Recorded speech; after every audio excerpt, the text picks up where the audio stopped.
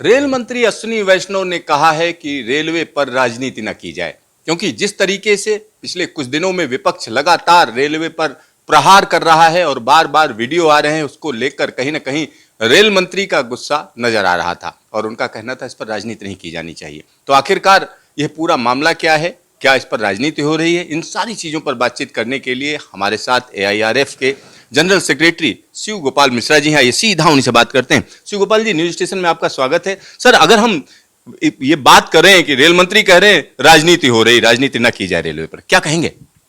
मैं तो यही कहूँगा कि रेलवे जो है वो सारे देश के आम कर्मचारियों का एक तरीके से यातायात का साधन है, और जब हम 2.5 करोड़ लोगों को रोज़ पूरब से पश्चिम और उत्तर से दक्षिण ले जाने का काम कर रहे हैं, तो उसके पीछे हमारी कोई राजनीति नहीं होती है, हमारी कोई जाति नहीं होती है, हमारी कोई बिरादरी नहीं होती है। हम हर व्यक्ति को जो है वो समान दृष्टि से देख करके और उनको ले जाने का काम करते हैं। जो भी माल भाड़ा ढोते हैं उसमें भी हमारा कोई राजनीति नहीं होती है। तो जो 12.5 लाख लोग, कर्मचारी, अधिकारी और उसमें पॉलिटिकल लीडरशिप भी शामिल है, उनके सामूहिक प्रयास से ही ये भारतीय रेल को इतना बेहतर तरीके से चलाने का काम हो रहा है। जो संसाधन आज की तारीख में रेलवे के पास में मुहैया कराए गए हैं, मैं समझता हूँ कि उनका बेस्ट उपयोग जो है वो रेलवे मैन कर रहा है। तो हमारा उत्साह बढ़ाया जाए। अगर राजनीति होगी तो जो काम करने वाले लोग हैं उनका भी मनोबल डाउन होगा।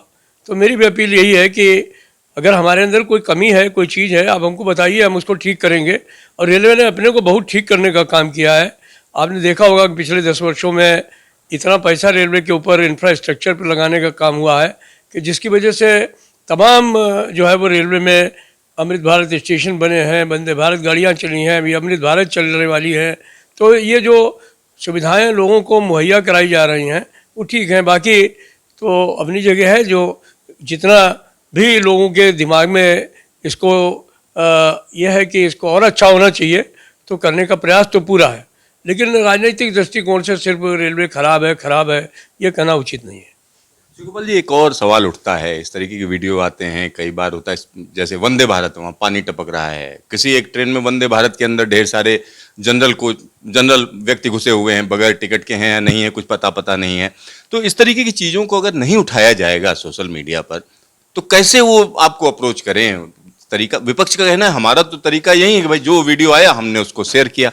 तो उसको लेकर क्या कहें? देखिए, अगर हमारी कोई कमी है और उस कमी को ठीक करने के लिए कोई वीडियो आए सोशल मीडिया में तो उसका स्वागत है। लेकिन सिर्फ हमको बदनाम करने के लिए वो सोशल मीडिया पे चलाया जाए तो वो ठीक नहीं है। अब 4 वीडियो ऐसे डालिए तो 2 वीडियो वो भी तो डालिए लोगों से बात करके कि वो लोग कितने सेटिस्फाइड हैं।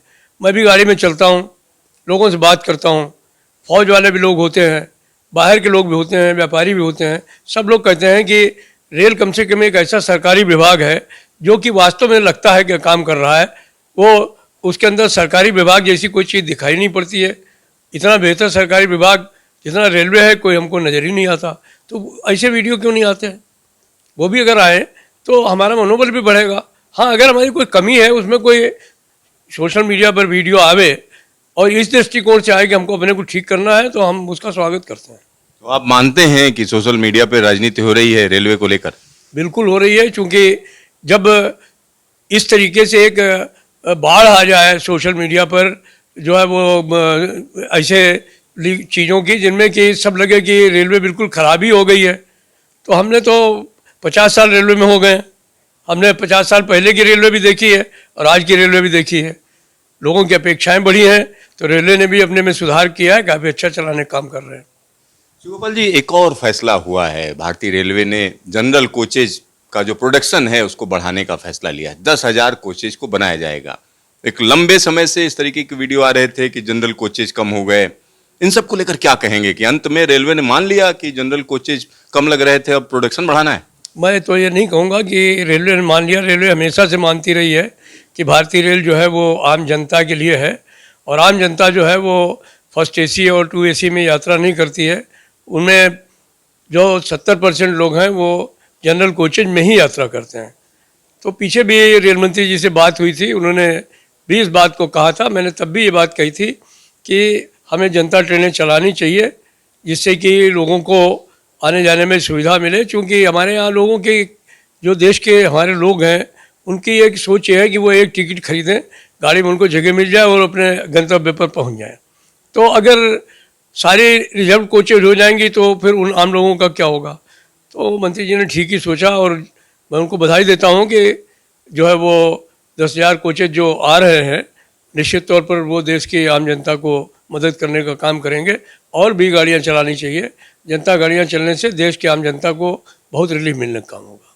शिवपाल जी, एक और हादसा हुआ दिल्ली की अगर हम बात करें तो सकूर बस्ती में वंदे भारत एक्सप्रेस का एक वर्कशॉप है, जहां पर एक यानी हमसे कह सकते हैं प्रशिक्षु को की बर्निंग हुई है। और क्या ऐसा काम, ये पूरा एक तो वाकया हमें बताइए क्या था, और दूसरी चीज क्या इस तरह की घटनाओं को रोकने के लिए कदम उठाए जाने चाहिए और क्या कदम उठाने चाहिए? देखिए, रेलवे में हर चीज़ का स्टैंडिंग ऑर्डर है। चूँकि मैं खुद जेई में रहा, इलेक्ट्रिकल डिपार्टमेंट में रहा, हम लोगों के समय में भी ऐसे हादसे हुए हैं, ऐसा नहीं हुए हैं। लेकिन ये कल जो दुर्घटना हुई बहुत ही दुखद दुर्घटना है कि एक 7 दिन पहले बच्चा, वो भी अनुकंपा के आधार पर भर्ती हुआ अप्रेंटिस था, और उसको कह दिया गया कि आप गाड़ी के ऊपर चले जाइए। तो ये उचित नहीं है बिल्कुल, क्योंकि उनकी प्रॉपर ट्रेनिंग होती है, उनको तब करना चाहिए। तो ये जिन लोगों ने भी ऐसे आदेश इशू किए, वो एक तरीके से बहुत ही निर्मम आदेश हैं, और इसकी जितनी भी भर्त्सना की जाए कम है।